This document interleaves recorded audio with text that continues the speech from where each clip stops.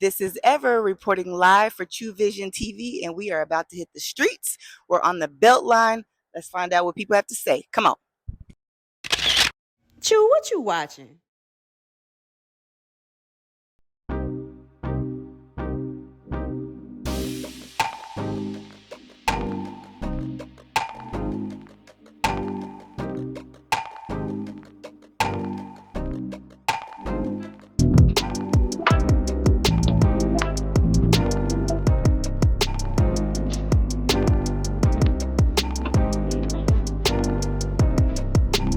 Okay, so it's your girl Ever. We're here out here on the Beltline again, asking some questions, and we have Edward and Maya. with Fat.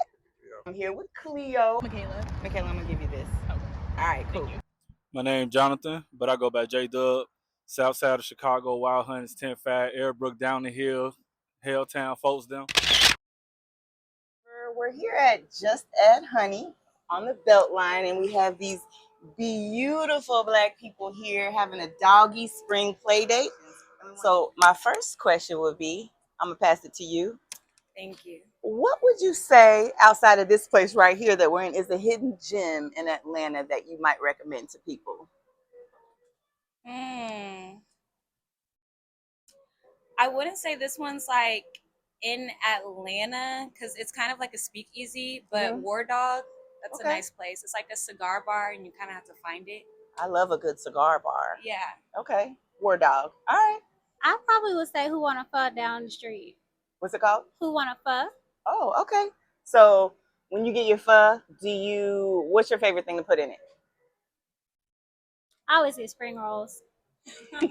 Okay, not a pho girl, but the spring roll girl. Okay, no worries. I would say where we actually just came from. We went to this cafe called Momo Cafe in Midtown. And they had like matcha and coffee and desserts, and the upstairs has a nice view. And we just kind of sat up there and chit chatted. It'd be cool for like a friend date, or if you want to like take your boyfriend or something there. It was really chill and the prices were good. So Nice. A hidden gem I would say that I've enjoyed is I stay in Midtown, so the Piedmont Park area is really beautiful, and they have a lot of different events going on. So just enjoying that and being out in nature is always a great thing for me. The Beltline. The Beltline. All right. You know what? I agree with you because I just found out about it last year, and I've been to Atlanta many, many, many times, and I love this place. So, Got good food spots out here. what would you say your favorite food spot on the Beltline is then? Batawala, Where's it at? Plant City Market. I don't know if it's very hidden, but probably Little 5 Points. Okay. I love going down there, especially Joe Man's daughter. Okay. I got one right off the top of my head. Okay. Poetry on Peter. Every Monday night, live bands. It's called Vibe Control. Oh, that's exactly what I needed. Come on, that's Mayana. She's the founder, CEO, Okay. and they've been doing it for about 4 years. They've been going viral lately. They've been doing a whole lot of stuff. But you go up there with your poetry, or if you got a song, even a lot of celebrities come through there now and do their it's just a real chill, intimate vibe. The room don't fit more than like 75 to 100 people, but that right there. Okay. Favorite spot to eat? Ooh, Planta. She knew that off the top of her head. Planta's really close by here. They have a lot of vegan options, and I like options that don't have meat in it. So Okay, I would you're say vegan? that. No, but I want to transition to not eat so much meat. Okay, cool. I had somewhere vegan today. Honestly, I don't remember what it was called. Anyway, what about you? For me, it's not a specific spot, more along the lines of like a specific cuisine. Okay. I love me some Mexican food. I think here in Atlanta is a lot different than a lot of other places where you have authentic Mexican food. And so those small little neighborhood ones, that's where I usually get, like a hole in the wall, that's where I go to, because those be so good. It's so good. They be hitting like there's spices to that one. So, but I think for me, it's more of a cuisine rather than an actual specific spot. So, do you have a favorite dish that you like? Oh, the fajitas. Don't play with me. I'll do a fajita every day. Is it a specific type of fajita, or you like doing a combo? I like doing a combo. I like all of it. I like my plate to be this big. I'm a big back. Big back. My favorite happy hour spot is Fin and Feathers. Yeah. We love Fin and Feathers. They do $5 like deals every day. And I think it's till like 8 o'clock during the weekday. So that's our go-to happy hour. I like Trap Wings and Buckhead. That's my go-to for wings. What's your favorite flavor wing? My favorite is probably there. They have a strawberry jerk that's really good. It sounds a little crazy, but it's good. It's like a interesting. sweet jerk. But any other time, I like a garlic parm or like lemon pepper. I was gonna say, Atlanta didn't convert you to straight up lemon pepper wet yet. I like lemon pepper, but sometimes I be needing a little spicy. Yes. You know? Yeah, I was going to agree. My favorite food spot is Fin and Feathers as well. You cannot beat that $5 deal at all. But another thing I really do enjoy Sweet for brunch and their rooftop. So I'm really excited to go experience more of that as the weather gets better and the summertime approaches. American Deli. What's it called? American Deli. Really? Hot wings. I'm a hot wing head. All right. Do you like them super spicy or the hottest I can get them out of American Deli with lemon pepper, and garlic. Look, they called honey hot with lemon pepper, garlic pepper sprinkles. Can't go wrong. That is so Atlanta, and I love it. Yeah, and you might want to throw some sauce on the fries if you really a wing head. Okay. Well, that's with I blue like cheese, blue cheese, of course. Chicago has the best food in the United States, probably the world, because we take other cultures and we blend them together properly. Down here, melting pot, and nobody got no direction which way to go. So, everybody, like from Chicago, a whole wing is a wing. Down here, they cut it in half and call it 2 wings. It's weird to me. Do you think we're in a simulation or is this real? I think we are in a simulation. I think it's as real as you make it. People call me delusional all the time, and I love it. So I think this is, if you think this is your reality, what's going on out there, then that's your simulation. But in my head, I'm having a good time walking on the Beltline, just randomly making videos with people that I don't know. Okay. This is a fun game to me. This is so fun. I'm having a ball. I'm having a good time. This is what life is about. So it's a game. And if you play it in a depressed way, that's your experience. If you play it in a way that makes you just see all the beauty everywhere around you, then you're gonna have a beautiful time. I think this is real. Yeah, I definitely think it's real. I think that we're here and we're designed by God, and the earth that we're in is designed by God. So I think to some degree, like, we're being controlled, I guess, by him. But I definitely think it's real. I think we still have free will to do what we need to do and make our own decisions. But he definitely orders our steps and orders, all life here on earth. Yeah, to piggyback off that, I do agree that I do think this is real. All the opportunities I've received are real. The emotions I feel are real. All my experiences have been real. So, like you said, even though God is king and is in control at all times, I do feel like that where I'm at right now is still a real place. Although sometimes it feels like a yeah. Sometimes it is. I think it's a mix. There'll be some moments where I'll sit there and I'm like, this shit ain't real. Like, this is definitely not how life is supposed to work. And then there'll be other moments where I'm like, okay, wait a minute, it might be a little bit real. So that's a really good question. Anybody else have an opinion on that? He said, I think that you would be a good one to answer that question. She tried to pass that mic to you. No? They put you on the spot. It depends on what your definition of real is. It's up to you. I mean, it's real. It's just like I had someone earlier say that they believed that this was a simulation and that we were like all being controlled. We were in a big dome and like the Hunger Games. No, I don't think it works like that. The Matrix, kind of like the Matrix. Yeah. Kind of like the Matrix. Nope.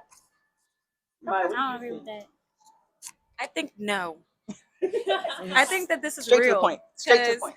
No, facts, because at the end of the day, we have real bills. We have real things to do. We have real times to get to places. What do you mean this is fake? Yeah. Period. I don't get it. I can't remember the philosopher who actually basically said that, but there's this dude named Descartes, right? And so Descartes, he invented radical doubt. So this dude, he was basically like, nothing is real, everything I know is wrong. I'm gonna like rebuild my foundation of everything. So basically he goes, okay, I'm not real, nothing's real, what can I prove? First thing he proves is that he himself has to be real. That's where that whole I think therefore I am comes from. So even if he doubts every single thing, the fact that he can doubt proves that he exists. Then he goes on to prove cause and effect. And then he goes on to prove cause and effect is basically also reason. And he goes on to prove God, because he's like super mega Christian. And if he wasn't super mega Christian, they'd probably like kill him for being a philosopher. Anyways, I digress. He created this mind-body dualism. So basically, his next step was to prove that material objects are real. And how does he do that? So if he's like doubting everything, I haven't actually read all of the meditations. I like spark notes it, but whatever. But he created like the mind-body dualism. Basically, it's like, are you your mind or are you a body kind of thing? And there's a lot of people who try to like fix this. And one thing they tried to fix it was like saying, oh, one dude, I can't remember the philosopher, but one dude was basically like, we're all just ideas and thoughts in God's head. That's all we are. And I was like, that sounds like a load of bullshit. Everything around me feels super crazy real. So I would not think I'm simply an idea. So we are not in a simulation. Yeah, basically. Got you.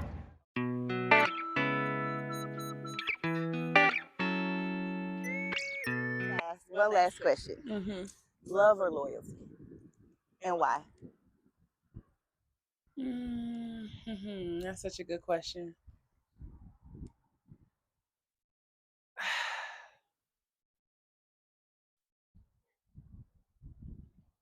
Dang, y'all. That's a good one. I had an argument with my ex about this. Oh. I did. And his thing was loyalty and my thing was love. Most men are loyalty though.